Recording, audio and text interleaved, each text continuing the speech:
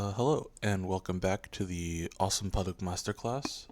I'm Eric Lee, and I am going through this course this month, and this is basically a video diary. We are in week 3, and this is game 6, so only one more week left, I think. And this game is awesome. This is a banger of a game. It's actually took place this month. As far as I understand, this is the Nanyang Cup. Um, and this is the round to make it into the top 4. So this is the top 8. Winner gets to top 4. And it's between Gudzahal and Shinjinso. Uh, and this is quite a clash. It's a really, really cool game. I think because I found it really cool, it felt easy to memorize. So hopefully, I'll be able to replay the game for you here. Let's look through the game. So we have a 3 point early, and then immediately Tenuki for low approach and high 3 space pincer, which is really cool. I don't see that very often. Very light. And now Guzahal plays the normal press here, and then we extend 1, 2, 3 spaces and then jump, which seems very normal. So now Guzahal counterattacks, and we get this knight's move, which I don't see very often. I want to know more about this move because I don't see it very often. And then cap, and then we play here, which is a really cool flexible shape, and it's kind of an asking move. Guzahal answers, and Shinjinso immediately tenukis. I don't understand the Joseki here, but I have quite a bit of background in these kinds of pincers, so I'm curious to understand more about it. It's nice that black has a position here. It seems difficult for white to be productive. Maybe if black gets a move somewhere in L7, M7, maybe there's something white can be under pressure, and maybe there's something over here. Maybe C7 exists. There's a lot going on over here. So playing away is not something that I would do, but I guess it's sort of a wait and see move. There's not a lot going on maybe over here. Maybe it's not so productive for black to add a move. I don't know. But white plays here, and we attach underneath. We play a normal Joseki, and we get here. After this exchange, white usually tenukis, and white does, playing this pressing move, and black plays here. Not answering this is kind of unusual, but I guess if white tries to do this, I guess black is still alive in the corner, I think, after this exchange, and there's still a cut here. Maybe that's why this is not super urgent. I don't know. Usually when I see this press, I see black crawl at least 1 space, but no crawl here. Interesting that we play this. I would think that this happens more commonly, and after something like this, maybe you play something on this side. But playing here, I feel like there are peeps over here that can be used against this cut, and it doesn't feel, maybe because C16 is here, maybe this cut is not so severe. I'm worried about this stone getting cut off here though, so I thought maybe if you're going for this idea that G16 would be more common, but this is the way the game played out, and we get this, and Shinjinso made white go this way, which was interesting. I thought maybe giving the corner up, but I guess there's not a lot of potential up here, not a lot of potential up here. Maybe this corner is the biggest spot. Guzahal plays here, and this is kind of threatening the cut, right? If you get push cut, black can't Atari down, has to Atari from underneath, and these 2 stones out here get cut. So we have Shinjinso playing here, fighting very immediately, which is very interesting. I would think that white would try to do something like a leaning move here, but maybe this stone is too much, and you can't really get it out like something like this. Maybe this is just not going to work. So I'm guessing that this kind of idea just doesn't work, and you just have to attach because you're too weak here. Shinjin-so plays here, which makes sense to me because you can't really. This is just can't happen. So the whole plan here is to allow white to do this. You swallow these two stones, and white has to do something like this, and maybe you protect this cut in some way, or you just jump out here. I think that black is really fast and efficient, and white. I mean, there's still some aji over here, and these two stones are swallowed, and the black shape is nice. So I kind of like this idea a lot. There's a lot of really cool ideas in this game. And after this, Guzahal cuts, which makes a lot of sense. You kind of have to. This is the right timing for it. And we get this, and we jump, and now white needs to make sure this stone doesn't become a problem, so we capture it on a very large scale. There's still Aji where you can come out at 015, and there's problems over here, so like something like this, and now these stones are very much captured, but instead of doing that, we play this move. This is a really cool move. I didn't understand this at first because I thought, okay, you're trying to surround, you're threatening C16, press white low, something like that. Um, and you're also making shape with this. So white plays this cap to try and cut these stones apart, and Shinjinso unleashes the reason why he played here. It's for this, which is so cool. It's so cool to see D12 and then see C8. This is so sick, right? Look at this. This stone is in the perfect spot to win this fight. If you can no longer play B7 here. Um, that that is so cool. Um, Now I think that you couldn't really come down anyways because I think this also works. Right. So, but maybe there's something on the outside that white can do that makes this not a good idea. But I think that this is really cool that this stone helps this clamp. It's really cool to see that because now C6 has so much meaning. Now we get this push up, and we're trying to make a fight. I'm guessing that white is not satisfied with the result here and wants there to be trouble. If white can turn this into a running group, then chase it. This group gets weaker and weaker and weaker, and this stone at F12 gets stronger and stronger. I think that's kind of the idea. So Shinjinso extends, and then this happens, and S15 is really a nice fighting move for me to learn. This is a really cool way of saying like I don't care if you capture this stone. I really don't care. I'm out ahead of you. It's really cool. And then this jump, and then here, and now it's really.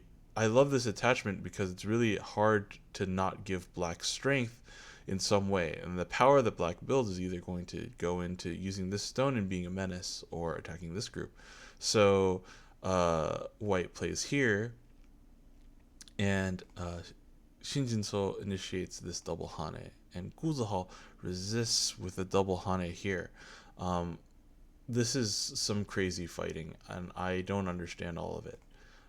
After this Atari and you come down, Guzahal decides to play this as like a forcing move, I'm guessing, so that you can get peeps and cuts in this area, Aji, and Shinjinso just plays here very calmly. And wow, I wasn't sure how this was going to work out.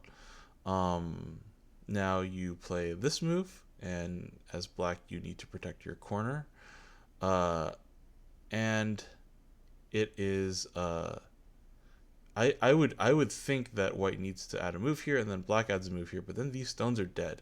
So I think Guzahal cut. I guess you have to. Uh, Note that this loose ladder doesn't work because these two stones can be Atari'd, right? So this is not working.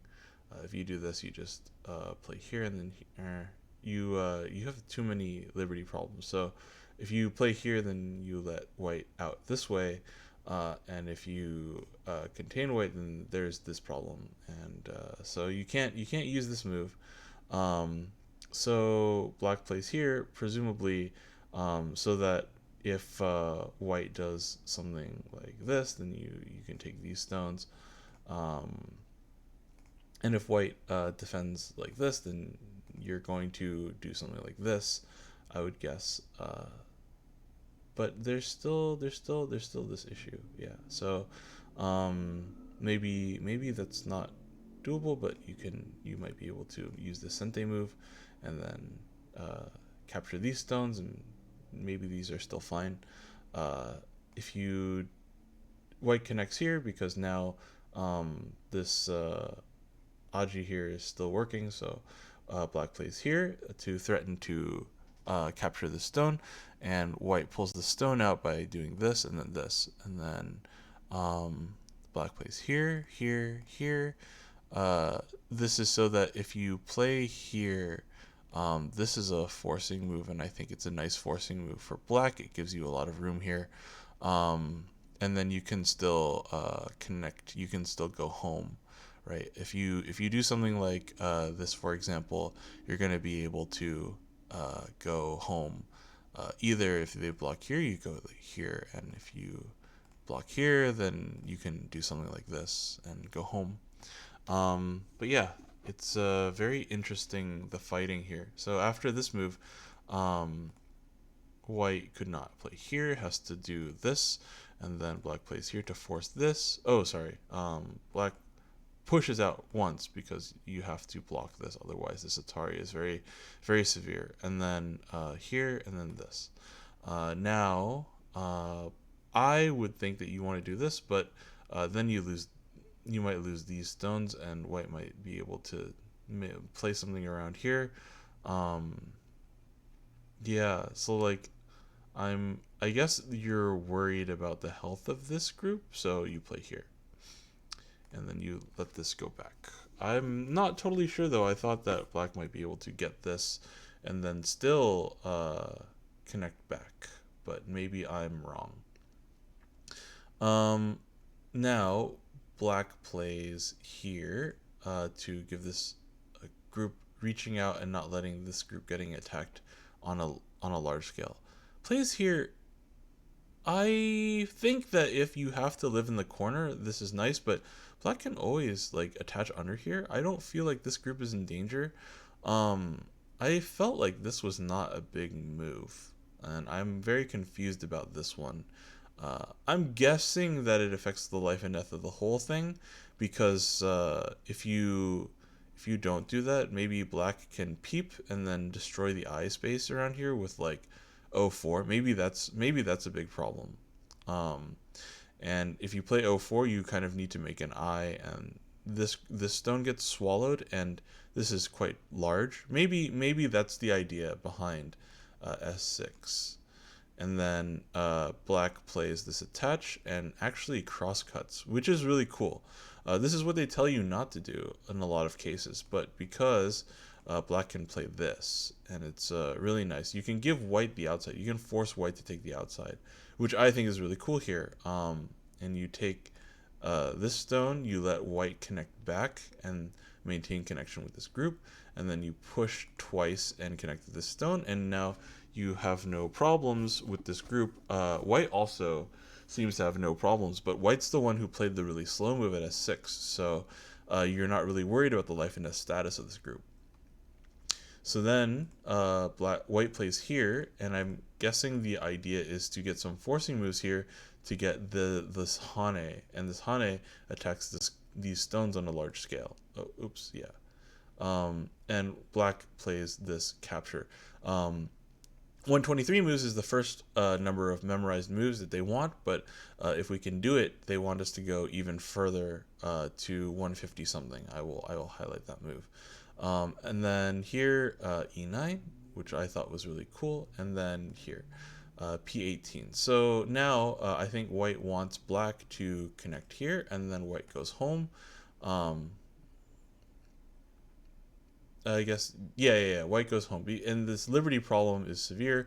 You have to connect and then do this, so that you save these stones while reducing black's territory, which is really cool. And black plays this. Oh, sorry, black plays this move. Wow, holy crap! This is so cool.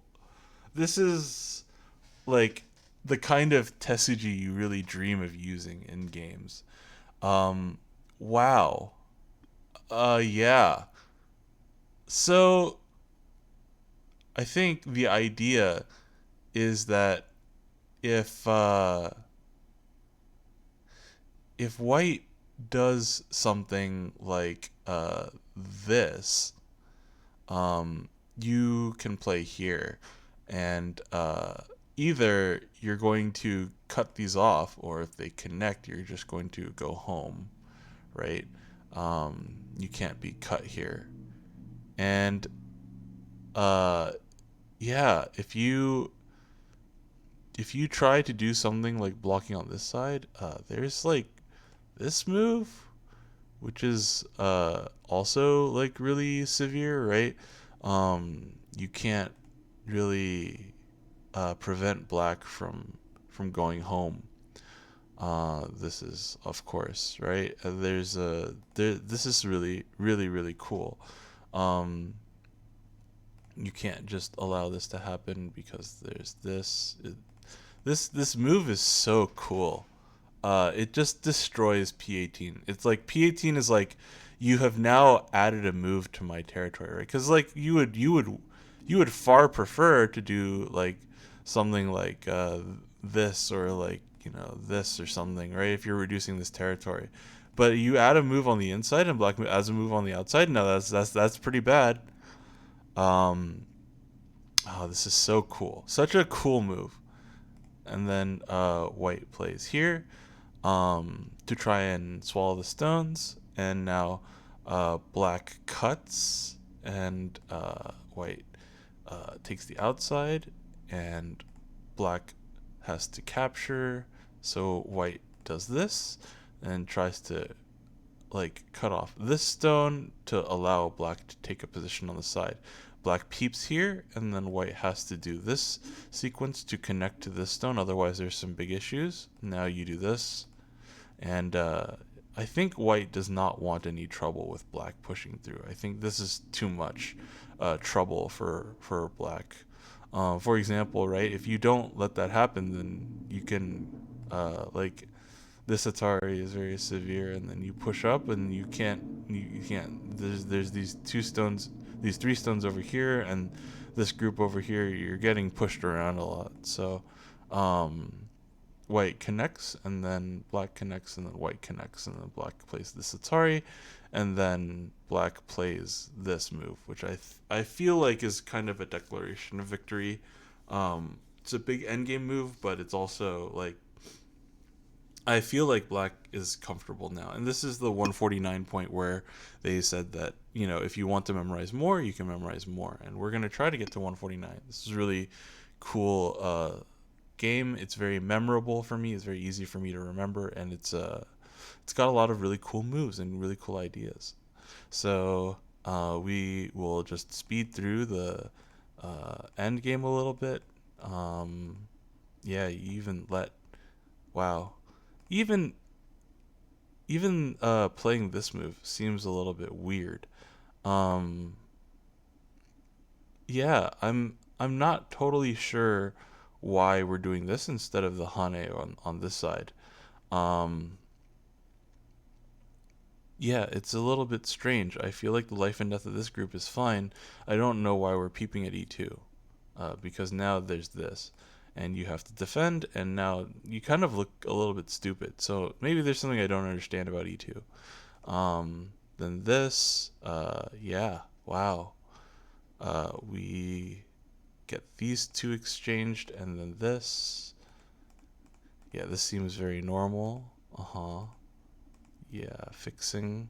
Yeah, this group is dead on a large scale, but this corner is very large.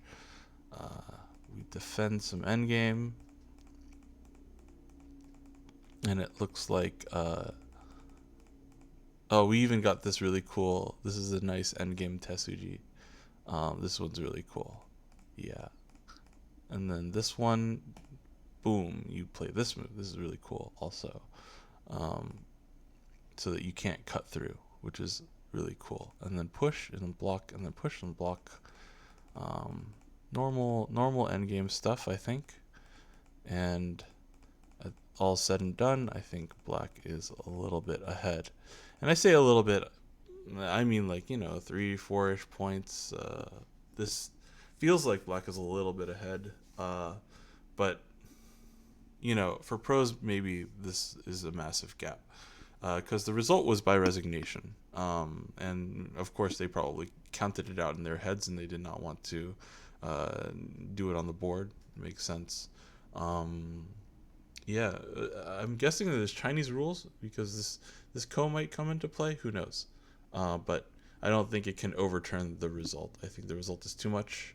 But yeah, this is really, really, really cool, and I enjoyed this game a lot, and I look forward to watching the video. Let's try to replay the game and see if I'm getting any better at this whole replay the game thing. Alright, so here, 3-3, here, knight's move, low approach, high pincer 3 space, press down, make 3 spaces, and then jump, 1 space, high pincer, counter pincer, knight's move, cap, here, answer the asking move, and then tenuki, here, we do this, and then this, and then here we make this exchange, press down, ignore the press down with this move, then we attach here. We hane on this side and then protect the corner, and then we peep at the cut, and then we immediately invade at the point between them. Cover on top here, cut here, fix.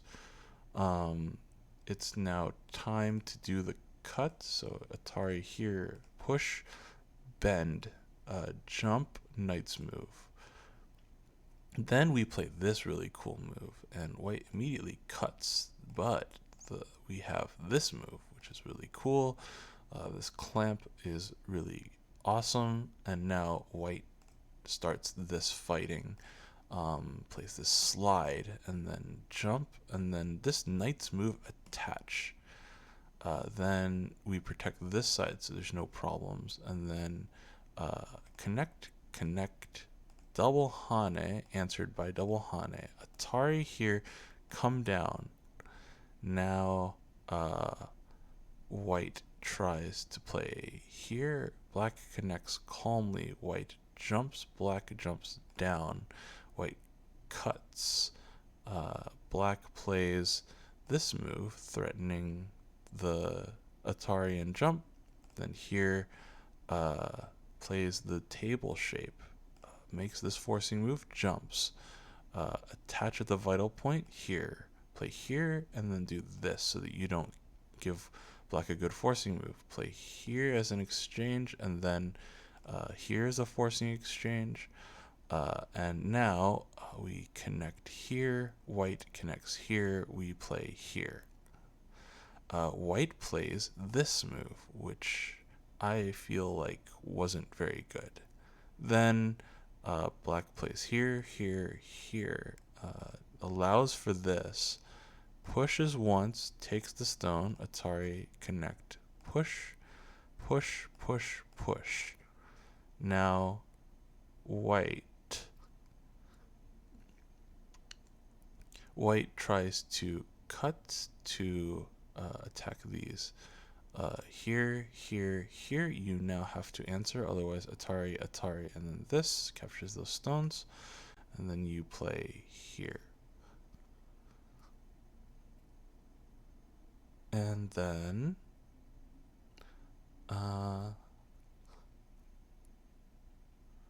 what are we doing for white? I believe white plays this hane. Now black plays this move, and then white plays here, and black plays this, which is awesome. Now white plays here, and we cut here, here, here, here. Now you do this. We hane once, and then we peep this, this. Push, push, push, connect. No funny business. Connect, connect. Atari, connect. And now we play here. And this is I think this is a Declaration of Victory S5. Very, very cool game. Can't wait to do the reviews. Can't wait to do the homework.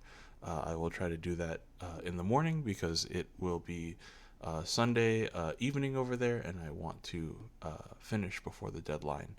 Hope you enjoyed this game. Hope to see you in the next video. Thank you for watching and listening.